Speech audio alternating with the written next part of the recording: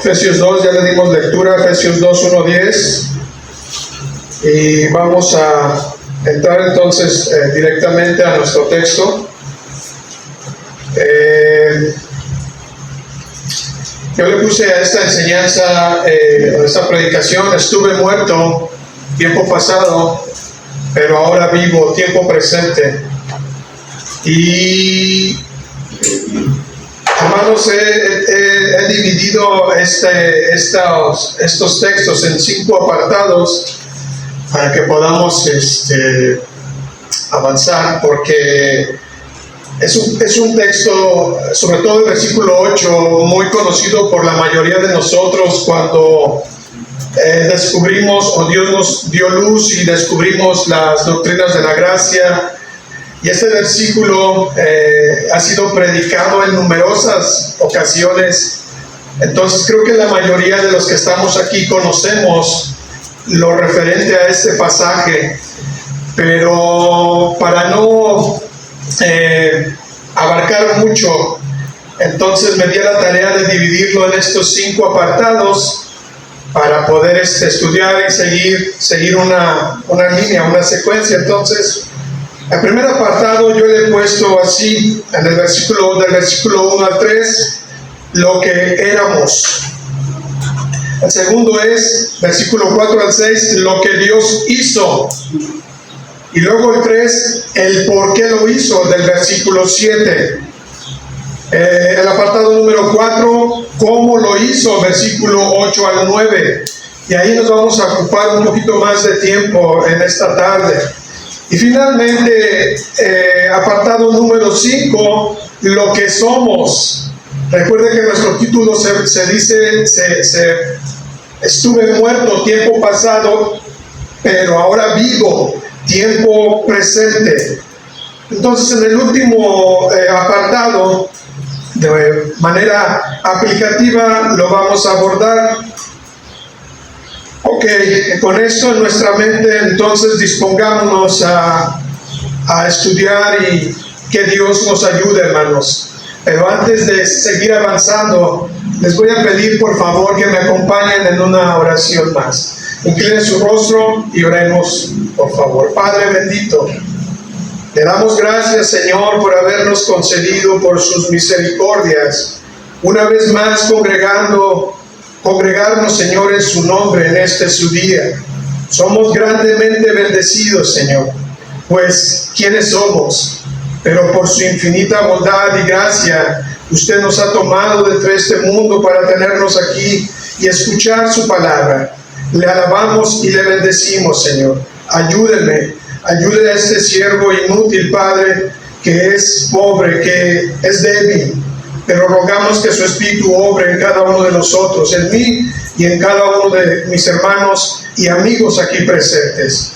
Que obre conforme a su voluntad para la gloria de su nombre. Por Jesucristo nuestro Señor se lo pedimos. Amén. Amén. Muy bien, hermanos. Entonces, versículo 1 al 3, por favor. Primer apartado, lo que éramos. Y comienza así nuestro texto. Voy a ir en partes para ir haciendo algunos comentarios. Dice el versículo 1, y Él os dio vida cuando estabais muertos en vuestros delitos y pecados. La muerte es el resultado del pecado del hombre, según lo que encontramos en la Escritura. Dios le había dicho a Adán que no comiera del árbol del conocimiento del bien y del mal.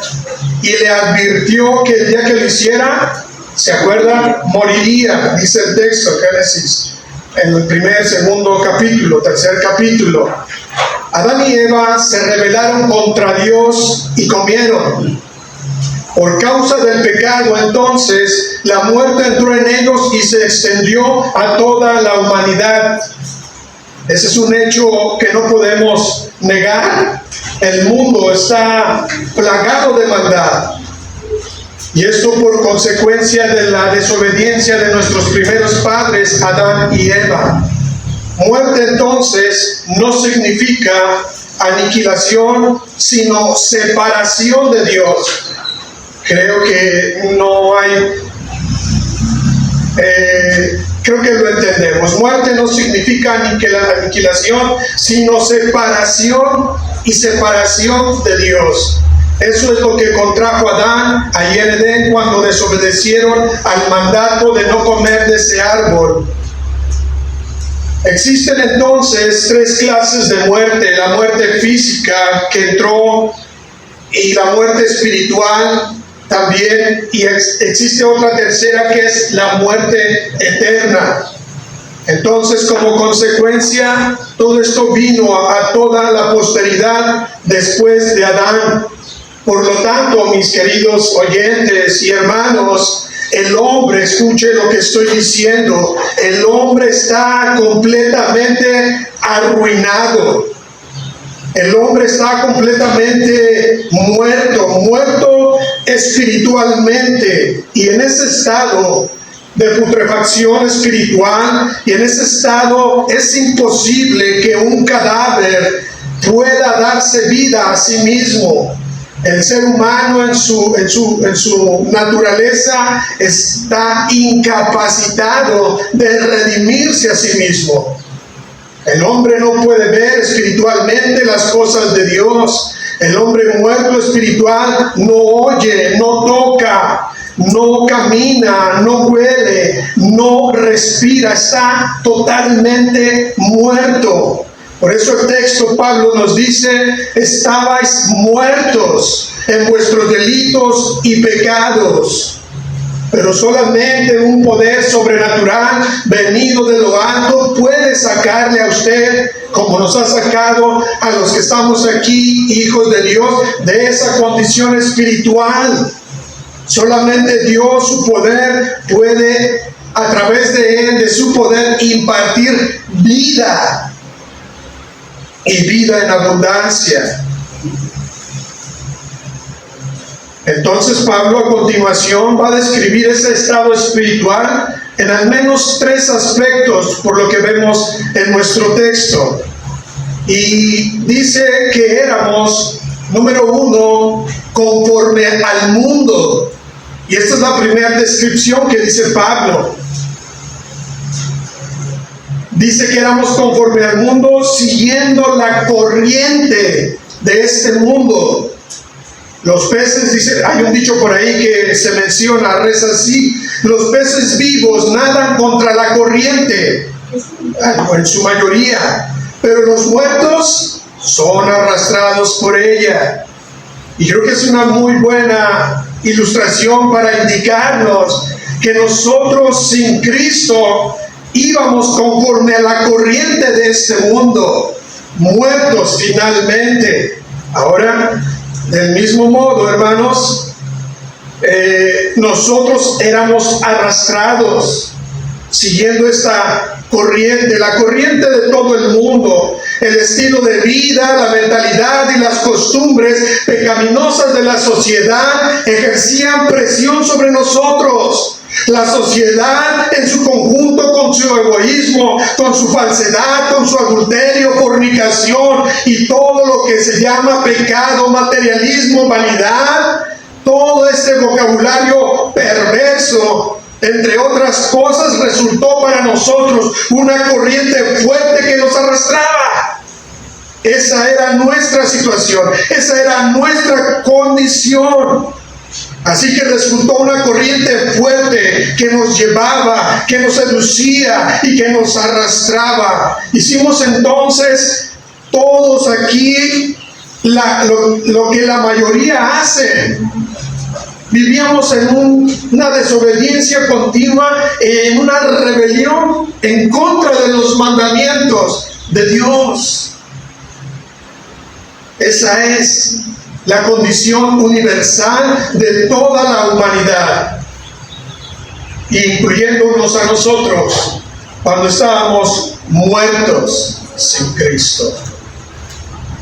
Dice Santiago 4:4: oh almas adúlteras, ¿no sabéis que la amistad del mundo es enemistad contra Dios? Cualquiera pues que quiera ser amigo del mundo se constituye enemigo de Dios. Entonces, por naturaleza, de acuerdo a Romanos 5, éramos enemigos de Dios. Toda la humanidad estaba en esa miserable condición. Enemigos del Señor, enemigos de nuestro Creador. Y número 2, Pablo describe también nuestro estado espiritual diciendo que éramos conforme a Satanás. Porque dice el versículo B de 2, el versículo 2, la parte B, que éramos conforme al príncipe de la potestad del aire, el espíritu que ahora opera en los hijos de desobediencia. Este ser espiritual, también una criatura, pero perversa, caída, llamada también el Dios de este siglo, el príncipe de este mundo, y de algunas otras maneras es mencionado en las Escrituras. Pero ¿cuál era el propósito principal de Satanás, hermanos? ¿Cuál fue la encomienda? ¿Qué se propuso hacer el enemigo de Dios desde que fue hallado en ese orgullo y soberbia en su corazón? Nada más y nada menos que oponerse a la voluntad de Dios. Eso fue lo que como objetivo principal, oponerse a la voluntad, a los estatutos del Señor. Su intención fundamental, leemos en Ezequiel y en otros pasajes, era usurpar la autoridad divina y posicionarse en oposición, vaya la redundancia, y posicionarse en contra o en oposición directa a Dios. Ese era y es el trabajo de Satanás. Aún continúa trabajando, él no descansa y su propósito es este. Pero Pablo nos describe: estabais muertos en vuestros delitos y pecados, siguiendo la corriente de este mundo, pero también conforme al príncipe de al príncipe de la potestad del aire. Nosotros también, en esa enemistad que teníamos contra Dios, caminábamos pensando de la misma manera como el diablo, en contra de su voluntad, desdeñando sus propósitos, su carácter, su persona, oponiendo una oposición férrea en contra del Señor. Y una de las operaciones de Satanás que consiste es potenciar la maldad de los malos. Hermanos, la Biblia dice que nosotros éramos inventores de males. Éramos inventores de males. Potencializábamos la maldad. Esa era nuestra naturaleza sin Cristo. Entonces, otra de las cosas en las que se opone el Satanás y como consecuencia todos los que venimos a este mundo sin Cristo, era que no creíamos en el Dios que nos creó.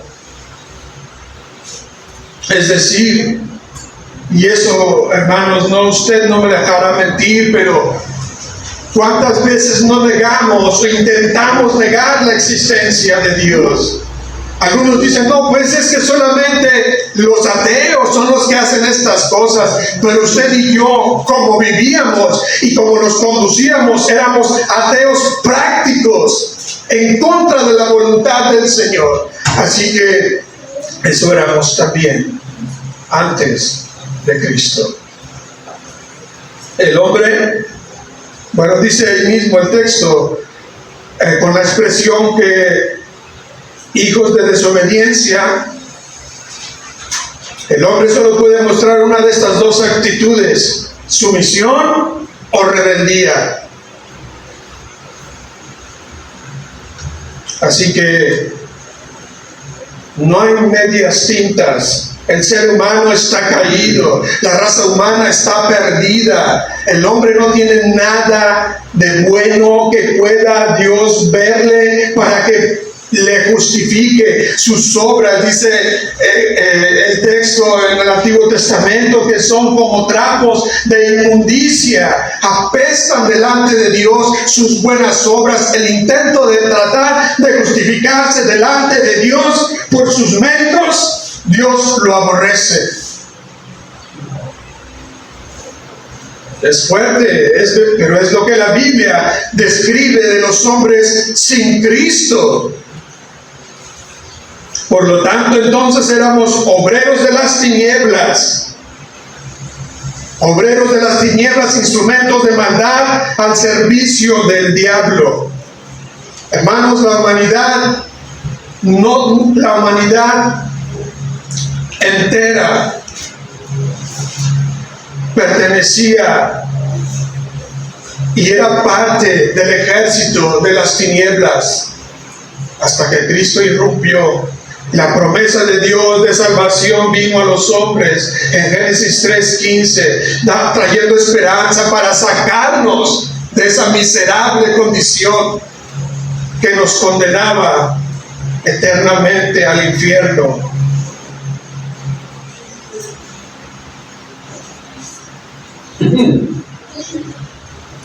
Éramos, número 3, lo que éramos antes, éramos conforme a la carne, porque dice el versículo 3, entre los cuales también todos nosotros vivimos en otro tiempo en los deseos de la carne, haciendo la voluntad de la carne y de los pensamientos, y éramos por naturaleza hijos de ira, lo mismo que los demás.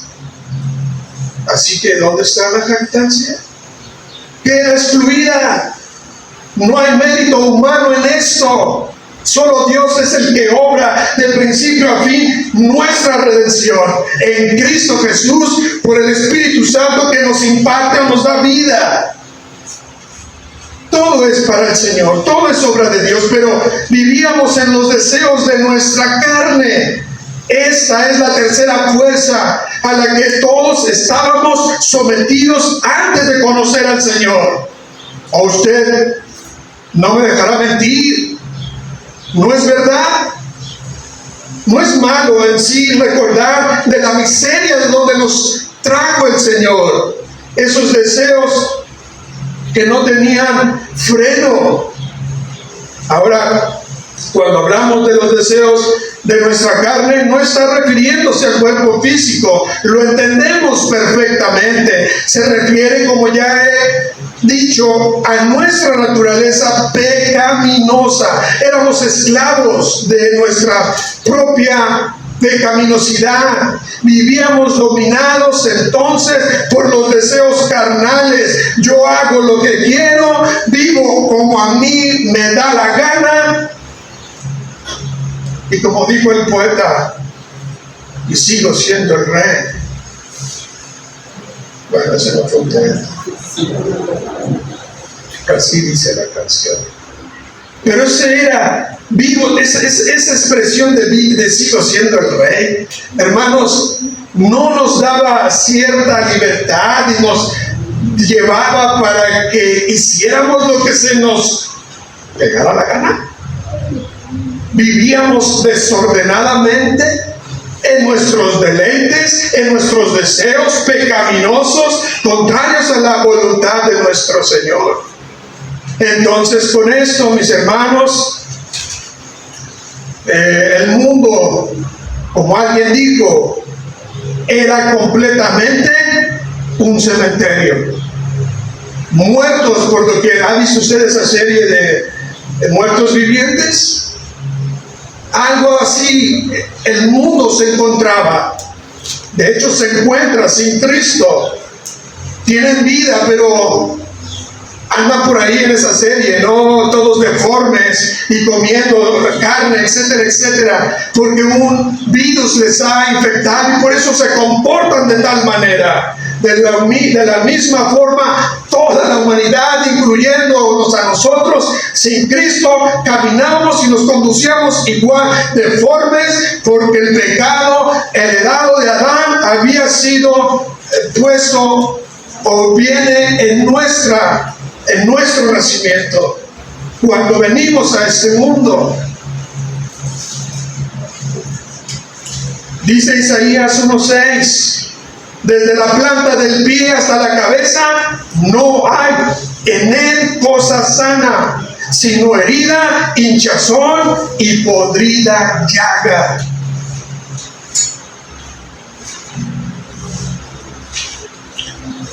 lo mejor ya no me van a invitar, hermanos. Pero esa es la realidad. Ese es el estado espiritual de todos los seres humanos. Por eso el mundo está como está.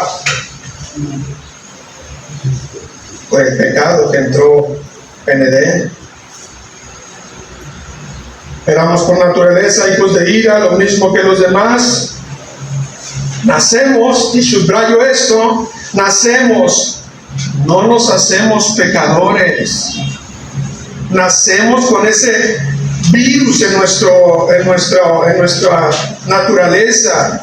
Entramos a este mundo con esa naturaleza adámica, y Dios es perfectamente santo, perfectamente justo, y por esta causa aborrece y odia el pecado con todo su ser.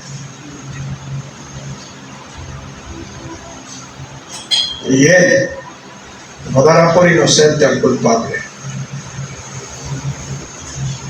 Así que todos estamos bajo condenación, bajo la ira de Dios, sin Cristo, por esa naturaleza heredada. ¿Los hombres serán juzgados por sus pecados? Sí, pero todos han sido condenados por un solo pecado heredado por Adán. Todos. Como dice Romanos 5:12, por tanto, como el pecado entró en el mundo por un hombre, este es Adán, y por el pecado la muerte, así la muerte pasó a todos los hombres, por cuanto todos pecaron. Pero también Dios prometió un Salvador. Eso es, hermanos, ahora nuestro segundo apartado. ¿Qué fue lo que Dios hizo para poder salvarnos de esa condición en la que nos encontrábamos? Y aquí, mis hermanos, el versículo 4 al 6. He aquí la entrada de Dios con esa luz resplandeciente, llena de esperanza, revestido con las riquezas de su gracia y misericordia. Y pero Dios, oh hermanos, es un parteaguas. Pero Dios es como aquella dulce melodía a nuestros oídos. ¿Por qué? Porque Pablo a continuación va a describir o a mostrarnos lo que Dios hizo para poder redimirnos. Y eso es glorioso. Pero, esos benditos peros en la Escritura, pero Dios, que es rico en misericordia, sigo leyendo, por su gran amor con que nos amó, aun estando nosotros muertos en pecados, nos dio vida juntamente con Cristo. Por gracia sois salvos. Y no solamente nos salvó de ese estado espiritual, sino que también dice, con Él nos resucitó, juntamente con Él, y asimismo nos hizo sentar en los lugares celestiales con Cristo Jesús. Dios nos ha colmado de bendición tras bendición. No nos salvó y nos dejó ahí a la deriva, sino que Él sigue obrando en nuestros corazones, formando el carácter de su Hijo en usted y en mí, por su grande amor.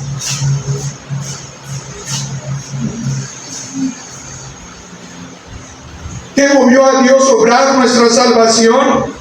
Pregunta. ¿Qué movió a Dios a obrar nuestra salvación? ¿Acaso fue su buena conducta? ¿Acaso fue nuestras buenas obras? ¿O porque usted es mexicano? ¿Sí? ¿Por qué Dios obró? ¿Porque usted es rico? ¿O porque es pobre? ¿Por qué? Dios no considera clases sociales, ni etnia, nada de estas cosas. Dios no actúa movido por alguna cosa que Él pueda ver buena en usted, porque la realidad es que no hay. No existe. Nada en absoluto le movió a obrar a favor de nuestra redención. Pero lo que sí movió al Señor es que su grande amor, como dice el texto, por su grande amor, hermanos, con que nos amó, eso fue la causa. Lo que Dios hizo fue amarnos con misericordia. Miserables criaturas. Alguien dijo: Dios nos concedió misericordia cuando merecíamos juicio, amor cuando merecíamos ira, gracia cuando merecíamos condenación, vida cuando estábamos muertos, salvación cuando estábamos perdidos, cielo cuando nos correspondía el infierno. Alguien más dijo: la máxima medida del amor del Señor, la máxima medida del amor del Señor hacia nosotros es su gracia. Es su gracia. Ahora, mis hermanos, en virtud de nuestra eterna unidad con Cristo, puedo decir, porque cuando dice el texto, con Él nos resucitó y con Él fuimos ascendidos a los cielos, ese con Él, ese juntamente con Cristo, hermanos, por ahí hay un librito que dice, se titula Lo que en Cristo somos, con Él somos, por Él, con Él es que se nos ha impartido vida, porque dice: y os dio vida juntamente con Cristo, con Él, solamente a través de Él, solamente por medio de Él, en Él. Ese en Él trae una serie o múltiples implicaciones que nos beneficia y anima al corazón de los creyentes, porque todo es en Él, en Cristo. Entonces, en virtud de esa eterna unidad con Cristo, puedo decir, y esto es para usted, mi querido hermano, en Él he sufrido la ira de Dios que mis pecados merecía. En Él he cumplido todo precepto de la ley. Cuando Él pendía de la cruz, yo pendía con Él. Cuando Él resucitó de los muertos, yo también resucité. Y cuando Él ascendió al cielo, yo ascendí con Él. En Cristo, en Él.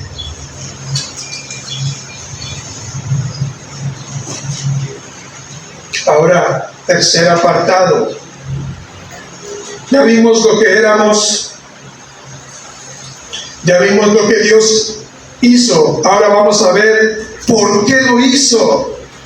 Si éramos las personas más miserables e insignificantes de este mundo, pero ¿por qué lo hizo? ¿Cuál era el propósito por el cual el Señor se dispuso a salvar? ¿Con qué fin? Y dice el Salmo 19:1 que los cielos cuentan la gloria de Dios, ¿es verdad?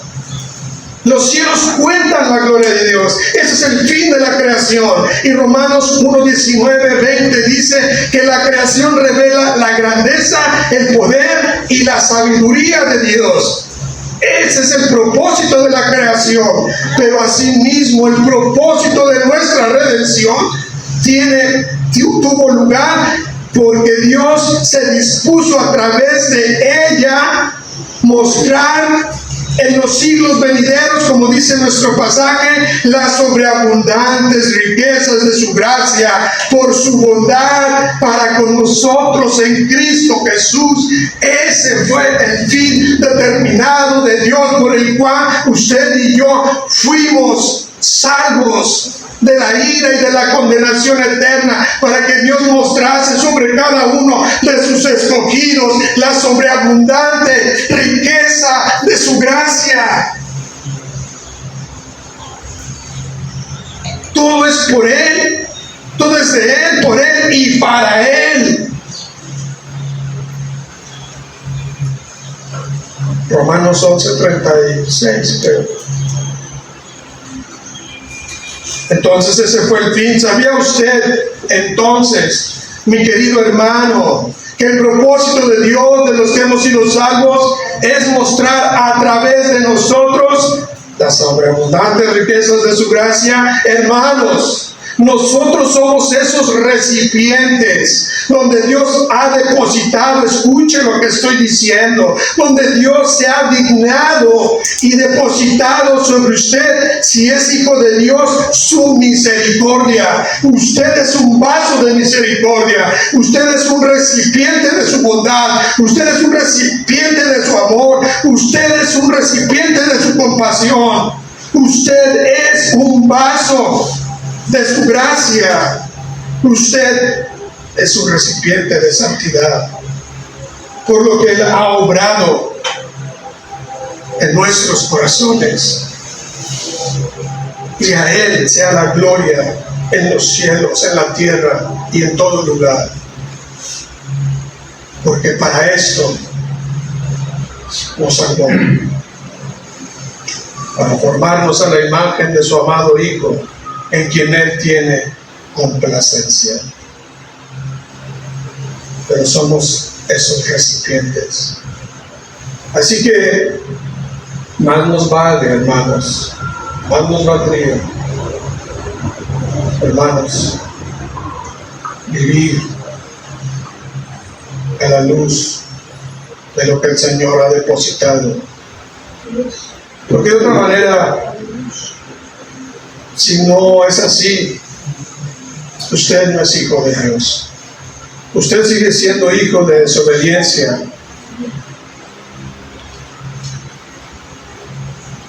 Pero me estoy adelantando lo que comentaré al final. Entonces,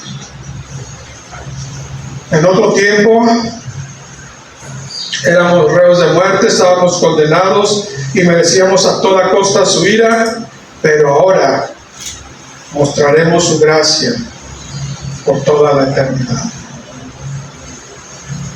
Desde que nos salvó hasta la eternidad, mostraremos su gracia, para la alabanza de la gloria de su gracia, de su nombre. Entonces, recapitulando, ya vimos lo que éramos, lo que Dios hizo y el por qué lo hizo. Ahora vamos al cuarto apartado, que es cómo lo hizo.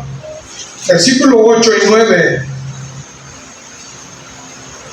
Porque por gracia sois salvos por medio de la fe. Y esto no de vosotros, pues es don de Dios, no por obras, para que nadie se gloríe. ¿Cómo lo hizo? Por su gracia. Por su infinita y abundante gracia, nos salvó por medio de la fe. Así que la gracia es la causa que origina la salvación. La gracia, hermanos, es la causa que origina la salvación. Y la fe es el instrumento. No se me vaya a confundir. Digamos que la fe es la tarea para llevarnos al Salvador. No somos salvos por fe. Yo te explico. Somos salvos por gracia.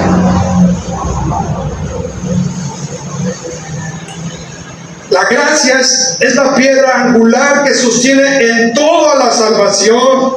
La gracia. El plan de salvación es de gracia. Cada parte de nuestra salvación es un eslabón de gracia.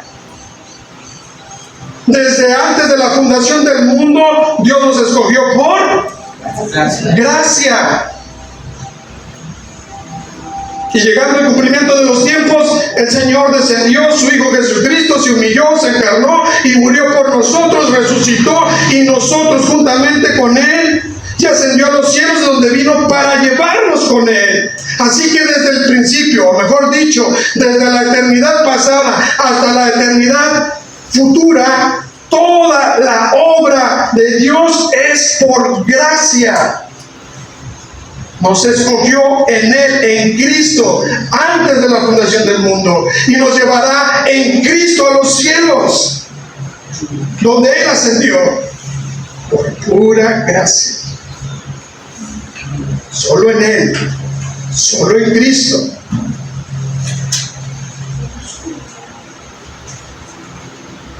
Ahora, cuando dice que es un don de Dios, y aquí creo que pudiéramos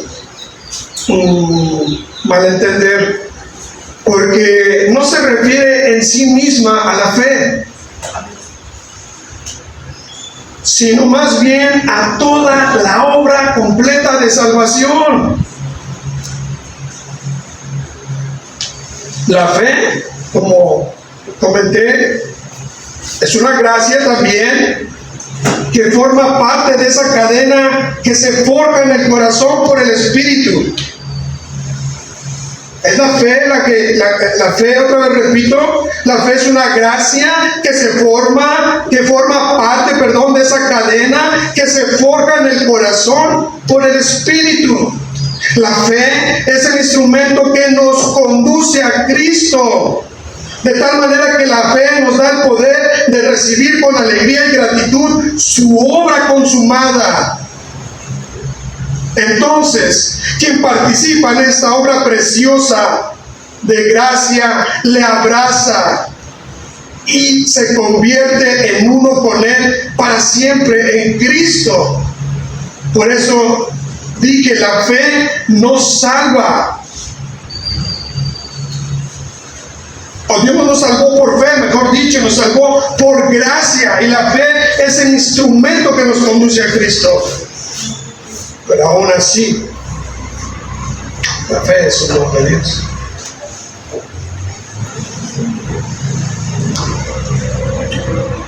¿Qué papel tiene el hombre en la obra? Ya lo dijimos, no tiene ningún papel. Pero hay algunos que objetan y dicen, pero el que se arrepiente y debe creer es el hombre y no Dios. Y eso es verdad. Eso es cierto. El hombre participa libremente y plenamente como receptor, no como originador de esta obra. El hombre solo es receptor, pero él no origina la salvación. Así que queda completamente excluido de la participación o el plan en la realización de la salvación.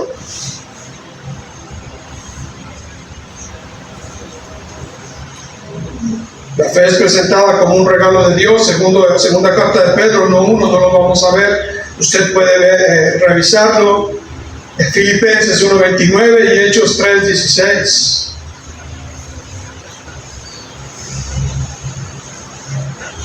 Pues no es cierto que hay muchos que han difundido o creen que en la obra de salvación la fe es el mérito que le da crédito al hombre. Eso es lo que creen muchos grupos. Yo pongo mi fe porque yo tengo que creer, y es cierto, pero el hombre solamente es receptor, no originador.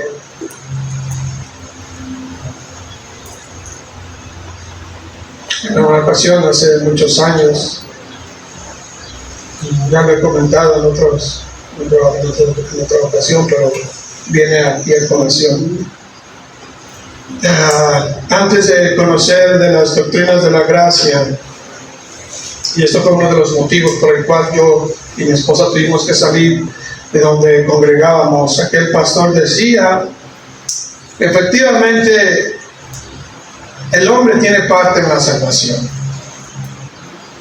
Y él argumentaba lo mismo que estoy diciendo, la fe. Tú te tienes que arrepentir, tú tienes que creer la fe. Y él concluía diciendo, así que Dios pone el 99.9% y el hombre pone el 0.01%, su fe.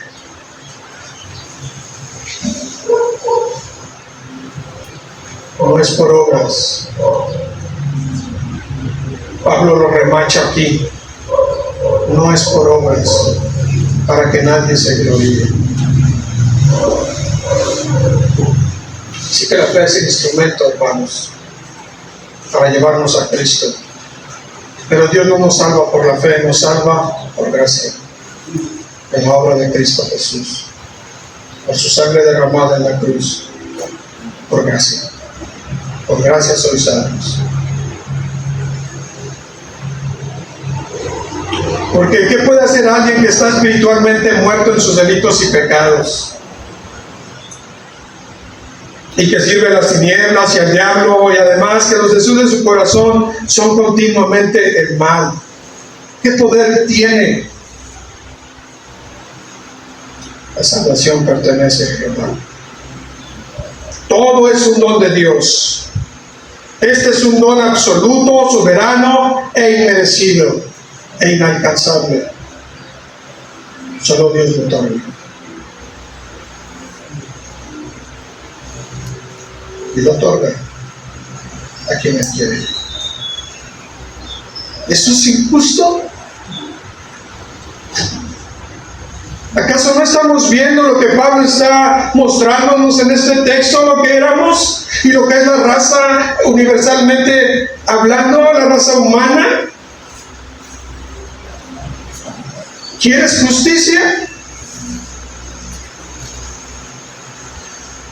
Sin Cristo va a ser lo más espantoso que vas a recibir, su justicia. ¿Quieres la justicia de Dios? ¿Tú dices que Él es injusto? ¿Quieres su justicia? ¿Sabe que destruyó a la humanidad completa en ese diluvio, excepto 8 personas? ¿Quieres justicia? ¿Sabe que destruyó las ciudades de Sodoma y Gomorra por su pecado? ¿Quieres justicia?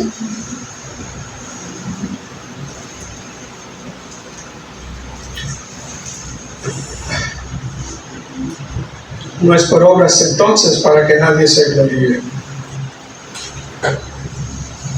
Y ahora a ti que estás entre nosotros, amigo, mi querido amigo, fuera de Él no hay salvación. Hoy Jesucristo tiene poder para salvar a cualquier pecador. No importa cuán arruinado estés, cuán destruido estés. No importa tu vida que has llevado hasta hoy. Si vienes a Jesucristo, a los pies del bendito Salvador, Él puede y ha de otorgarte vida y vida en abundancia. Él puede levantarte de ese estado espiritual en el que te encuentras hoy en día, en tus vicios, en tus pasiones. Él puede sacarte de esas tinieblas y trasladarte a su reino de luz. Si vienes a Él, reconociendo precisamente tu miseria y tu maldad y creyendo en el único y suficiente Salvador, Jesucristo. Solo en Él hay redención. Su sangre es suficiente para poder limpiarte de todas tus inmundicias, salvarte, y no solamente salvarte, el mismo poder con el cual Él obró en la salvación es el mismo poder que te acompañará a lo largo de toda tu vida cristiana en este mundo, y ese mismo poder que nos levantó y que nos acompaña también nos llevará al hogar donde Él está. Ascenderemos con Él. Entonces, ¿qué te detiene? ¿Te Clama a mí, dice, y yo te responderé. ¿No estás cansado de tu vana manera de vivir, mi querido amigo? ¿No estás harto de tus vicios? ¿Harto de pornografía? ¿Harto de tanta porquería? ¿Ya te has dado cuenta que todas estas cosas no pueden llenar ese vacío que está en tu corazón? Porque no hay nada en el mundo que pueda llenarlo. El único que puede hacerlo es Cristo y nada más. Es por eso que tú andas buscando por allá, por acá, tratando de llenar ese hueco en tu corazón. Y cada vez que termina el día, termina una semana más, te das cuenta de que estás igual como cuando empezaste, vacío, hueco. Muchos se refugian en su trabajo, muchos se refugian en algún deporte, muchos se refugian en otras cosas tratando de llenar ese hueco en su corazón, pero no hay nada, absolutamente nada que pueda llenar lo que hay en tu corazón. No hay nada que pueda hacerlo. Solo Cristo, solo su sangre derramada en la cruz.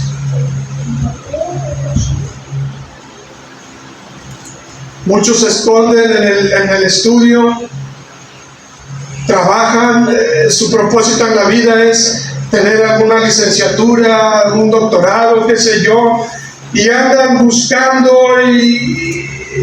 de una y otra manera para conseguir aquellas cosas. Y yo no digo que sea algo malo, pero cuando se convierte en algo que tú piensas que va a llenar y te va a satisfacer y vas a vivir plenamente, entonces está cerrado. Hermanos, amigos, aquí haremos muchos que ya pasamos por ese camino. Anduvimos picando aquí y allá y siempre terminamos igual vacíos, sin esperanza, hasta que un día llegó y resplandeció el Evangelio en nuestras vidas y transformó nuestros corazones y fuimos llenos del Espíritu Santo. Así que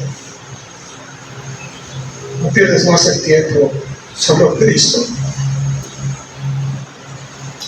promete vida, esperanza, cielos nuevos y tierra nueva. Solo Cristo. Y finalmente,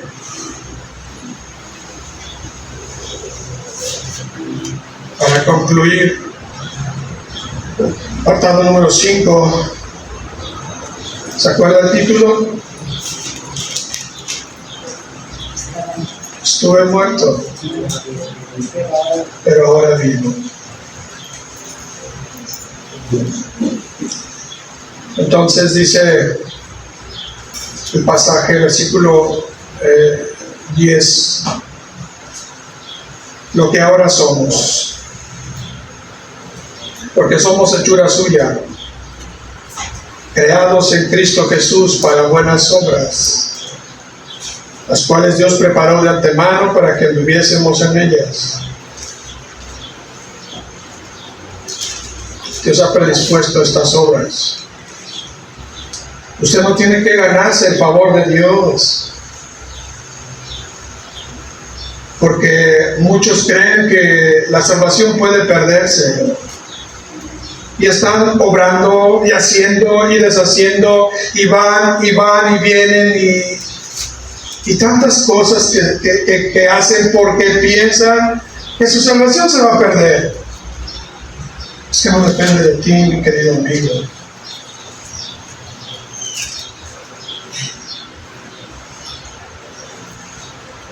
Ese es un error.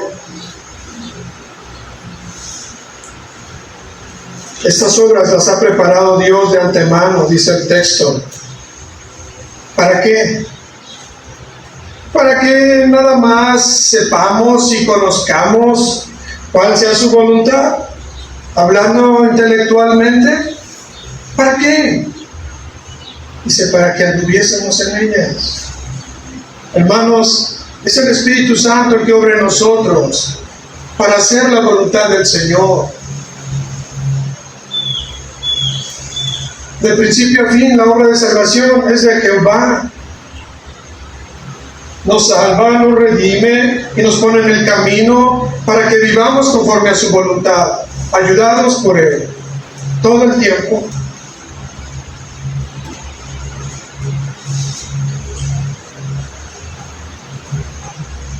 Entonces, la primera evidencia de nuestra salvación es que nos convertimos en nuevas criaturas. De modo, como dice Pablo a los Corintios, de modo que si alguno está en Cristo, nueva criatura es, las cosas viejas pasaron. Y aquí todas son hechas nuevas.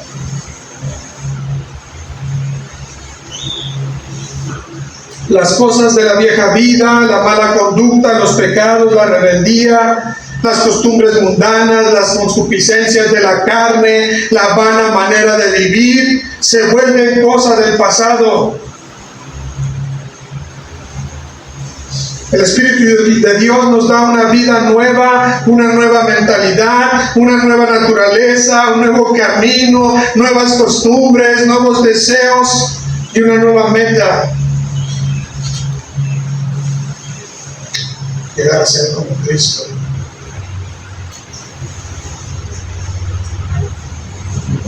Y remacho con esto.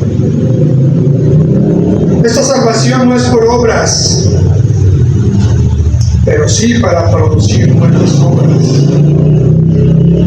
No confiando en usted mismo o en nosotros mismos, sino confiando en el poder de aquel que nos salvó, el cual nos llevará en este peregrinar hasta la morada eterna. Sí, las obras tienen un papel, pero estas vienen incluidas después de la salvación, no antes. Y no descansamos en esas buenas obras, porque entonces caeríamos en lo mismo que muchos, diciendo, tengo que hacer, porque si no, me voy a perder. Lo hacemos porque la nueva naturaleza que nos ha sido impuesta por el Espíritu Santo, en ese nuevo nacimiento ya vienen implícitas las buenas obras. Esa es la gran diferencia.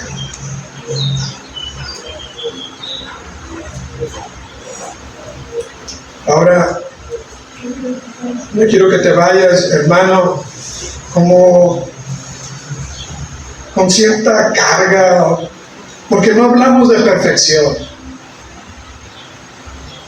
Porque si alguno dice que ya no peca, hay personas que dicen que ya no pecan. No puedes escuchar la radio porque pecas. No puedes ver una película porque pecas. Y esas personas se excluyen de la sociedad y creen que por estas cosas ya no pecan. Y que porque Dios ha hablado en sus corazones ya no pecan. Eso no es cierto. Todavía pecamos.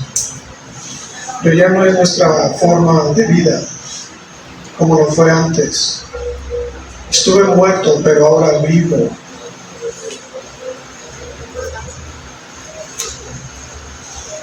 Entonces, esta salvación no es por obras, pero sí para producir buenas obras. ¿Podemos pues estar seguros de nuestra salvación?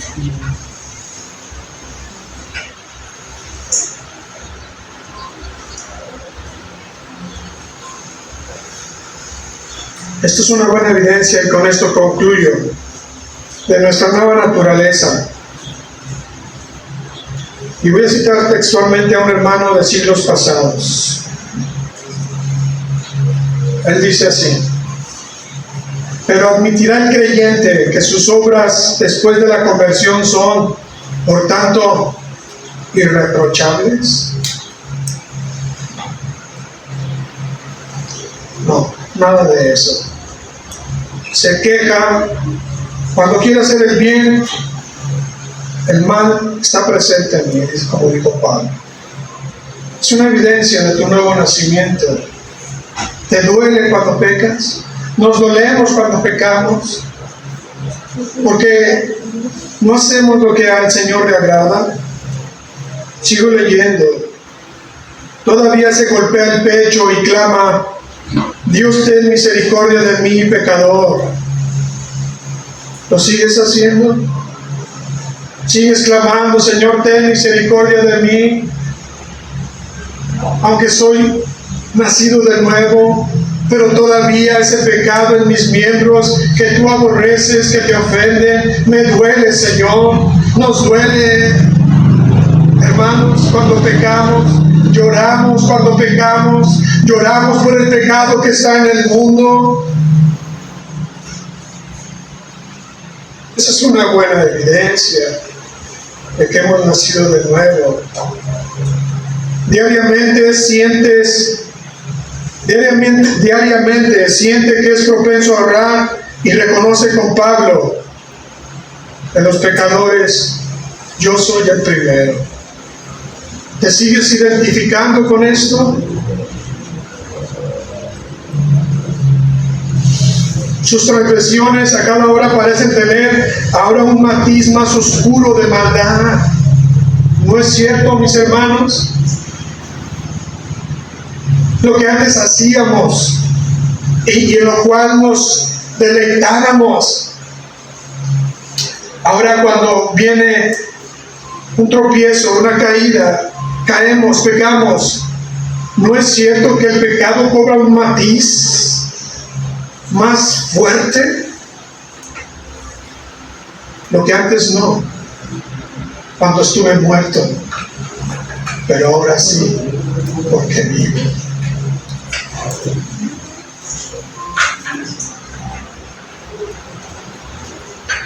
Decía este hermano: pero ahora oras con sinceridad. No entres en juicio con tu siervo, oh Señor, porque delante de ti ningún viviente será justificado. Con gratitud te reconoces, sabiendo que el hombre no es justificado por las obras de la ley, sino por la fe en Jesucristo. También nosotros hemos creído en Jesucristo para ser justificados por la fe de Cristo. ¿Está esto en tu vida? Entonces estás vivo. Dios ha obrado en tu corazón.